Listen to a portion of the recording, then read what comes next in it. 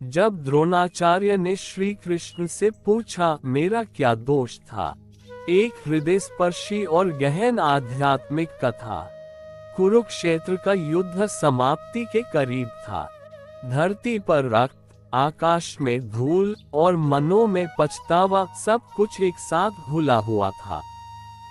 द्रोणाचार्य युद्ध भूमि में वीरगति प्राप्त कर चुके थे, परंतु उनका अधूरा प्रश्न, उनकी अधूरी पीड़ा अब भी इस सृष्टि के सूक्ष्म लोक में धधक रही थी। दृश्य एक। सूक्ष्म लोक में द्रोण का प्रश्न। द्रोणाचार्य सूक्ष्म शरीर में खड़े थे, भव्य, तेजस्वी, परंतु आंखों में एक गहरा प्रश्न।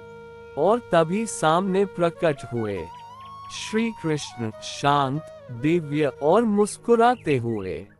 द्रोण बोले, वसुदेव, मैंने जीवन भर धर्म का पालन किया, कभी छल नहीं किया। शिष्य को पुत्र माना, शस्त्र को देवता। फिर भी मेरा अंत छल से क्यों हुआ? बताए कृष्ण, मेरा दोष क्या था? उनकी आवाज में दर्द था, सवाल में सदियों की पीड़ा। दृश्य 2। कृष्ण का धीमा उत्तर। कृष्ण ने मुस्कुरा कर कहा, आचार्य, आपका दोष आप स्वयं नहीं जानते, पर दुनिया जानती है। आपका दोष था मोह, शिष्य पर मोह, पुत्र अश्वत्थामा पर मोह, कौरवों की कुर्सी पर मोह और सम्मान खोने के डर पर मोह। द्रोण विचलित हुए, क्या मोह भी इतना बड़ा दोष है माधव? कृष्ण ने धीरे से कहा, हाँ आचार्य, जब मोह बुद्धि पर छा जाता है तो धर्म भी कमजोर हो जाता है। दृश्य 3। द्रोण के जीवन का दर्पण। कृष्ण ने हाथ उठाया और आकाश में द्रोणाचार्य के जीवन के दृश्य चलने लगे।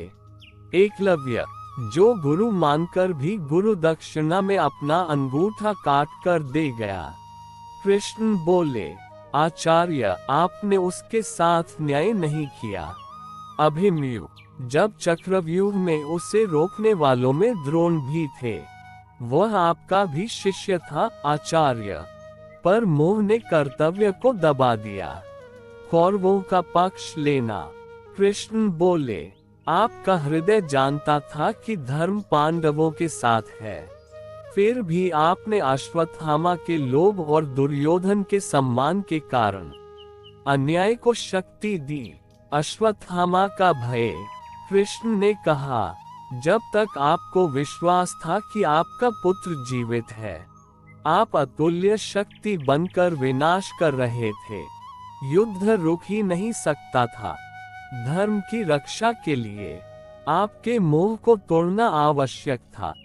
द्रोण की आंखें झुक गईं। दृश्य 4। द्रोण का मौन। कुछ क्षण तक द्रोणाचार्य बिना कुछ बोले खड़े रहे। उनके चेहरे पर स्वीकार का भाव उभर रहा था। उन्होंने धीमे से कहा, तो मेरे भीतर का सबसे बड़ा शत्रु कोई और नहीं, मैं स्वयं था।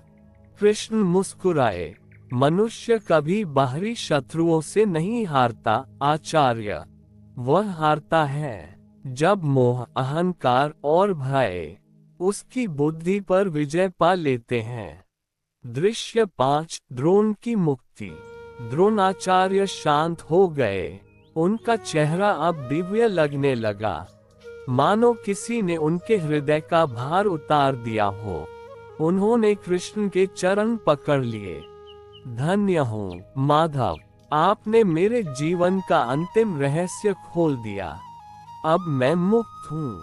कृष्ण ने आशीर्वाद दिया। जय आचार्य, जहाँ आप जा रहे हैं वहाँ न युद्ध है न मोह, केवल शांति है। और द्रोणाचार्य धीरे धीरे प्रकाश में विलीन हो गए। कहानी का संदेश। धर्म की सबसे बड़ी बाधा शत्रु नहीं, मनुष्य का अपना मोह होता है।